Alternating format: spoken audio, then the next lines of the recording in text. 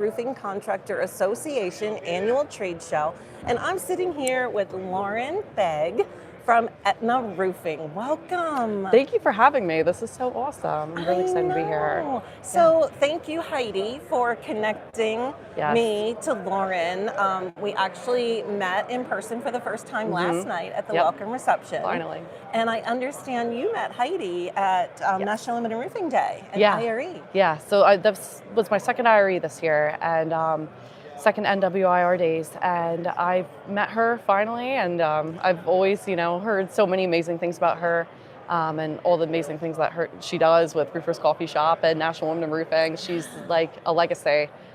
So really an honor to meet her and to be a part of this now and make that connection. Well, and Heidi, as well as I, we love meeting other women in the industry. And I know you're going to be on an episode of Roofing Road Trips coming up here in a short while, but maybe a sneak preview. Yeah. Everybody always wants to know, how did you get into roofing? So maybe just talk a little bit about your story and how you got where you are today. Okay, so it always feels like so many people are like, oh, it's a generational thing. For me, it really is. But that wasn't always like forced on me or, I was always interested in it. I was 4 years old and my dad took me to Princeton University. We were doing a big waterproofing job at the football stadium. I got to be around the crew, the foreman, and I would sit in his office when I was little and I would trace blueprints. So funny enough. With crayons? Yeah, I would whatever I could get my hands on. And I would sit there with tracing paper and I would trace over the blueprints. And Liz Garza from, SRS and with the Tennessee National Women Roofing Council, she did on her She's in Roofing blog last year a story highlighting my kind of journey in roofing. And she actually included a picture of a set of drawings that I had traced over, and I wrote on it, "I love my dad, I love his job," and he still has it.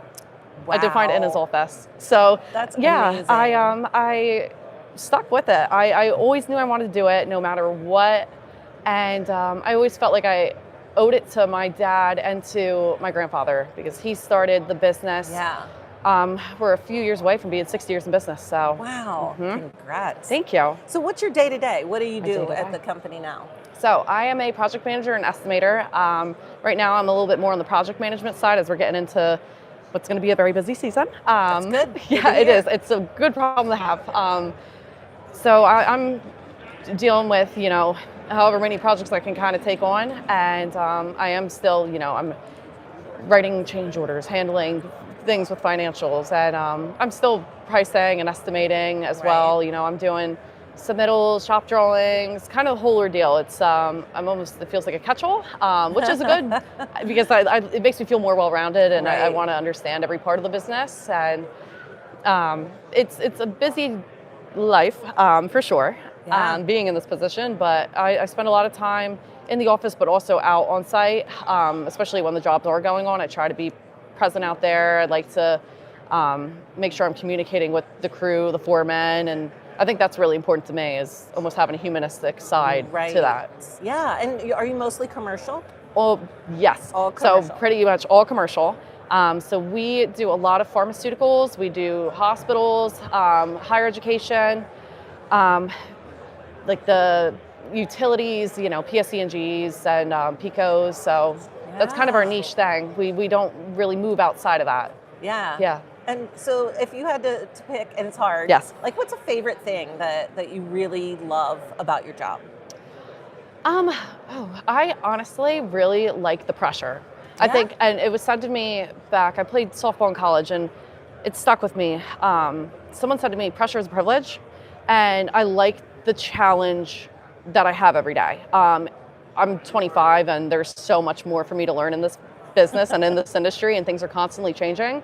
But I always love to have that pressure, because if you are not feeling that and you feel comfortable, then there's something wrong. Yeah. I like to think of it as, I'm constantly learning, and I want to be better and soak in as much as I can from, especially all the amazing women that I've met, from Roofers Coffee Shop and from National Women in Roofing, and they've taught me a lot. So that pressure from really trying to get together the Central Jersey Council now for National Women in Roofing Yes, is another congrats. thing too. So like, I don't ever want to feel comfortable. I like having the pressure of constantly being on the go and being pulled in 50 different directions. So, yeah. So the council that Yeah. you're starting is, did you say Central? Central New Jersey. Yeah. So for women out there Yep. who are listening to this, if you are in Central New Jersey, because Yep. New Jersey, I mean, Northern New Jersey has had just Phenomenal. an amazing council, right? Phenomenal. So one, it's a bonus because you've got some mentors nearby who can absolutely. help. And Christine, our new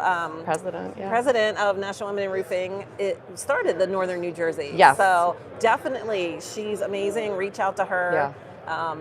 When you get a bunch of strong women together, the things that you can accomplish are amazing. It's incredible. And Erin and Wendy from the North Jersey Council, they are incredible. I really look up to them and everything that they're doing. And Lisa and I are really working hard to get this moving and really make it something that is going to benefit women and any of our allies that are within National Women in Roofing, and make it not just networking, but something educational as well. So, yeah.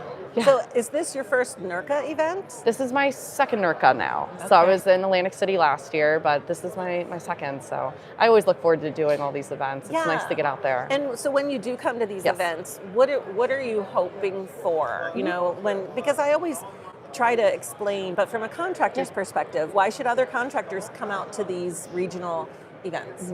I think that it's great. There's so many different booths. There's so many different product lines, manufacturers, distributors, what have you. But I think the connection of meeting different people and the networking alone is something that's so valuable. I mean, everyone that I know now I've met at these events. I met Lisa, who is my co-chair for the Central Jersey Council, at ABC's Success 2 years ago, and that's how I got involved with National Women in Roofing. Like, oh, nice. Yeah, so I really value that. The power of networking, right?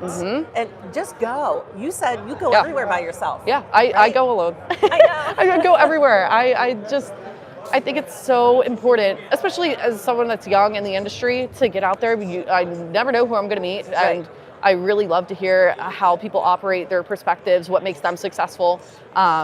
Even if it's not necessarily a business that's so similar to the niche thing that we're doing, I think it's still great to hear what works for others. Yeah, for sure. And I know we met for the first time last night, and I actually looked you up on LinkedIn. Yeah. Because I was like, what does she look like? I need to find her in this group of 300 people. So make sure your profile pictures are up to date on LinkedIn, because it really does help. Helpful. If you get an intro and you're meeting in person for the first time. And you know what? The nicest thing about most everybody in this industry is everyone's so nice and so helpful. Yes. So, don't be afraid to reach out. And I'm so glad you came by to do this interview. I'm so happy that you guys had me. I'm really honored that you asked me to be a part of this. Thank you for being part of our club, and for being on the roofing road trips. You have not seen the last of Lauren, so stay tuned. We're going to be doing some interviews throughout the day today, but like I said, I don't have a producer, so can you wave goodbye while I go turn off the camera and say see you next time? See you on the road trip one. So.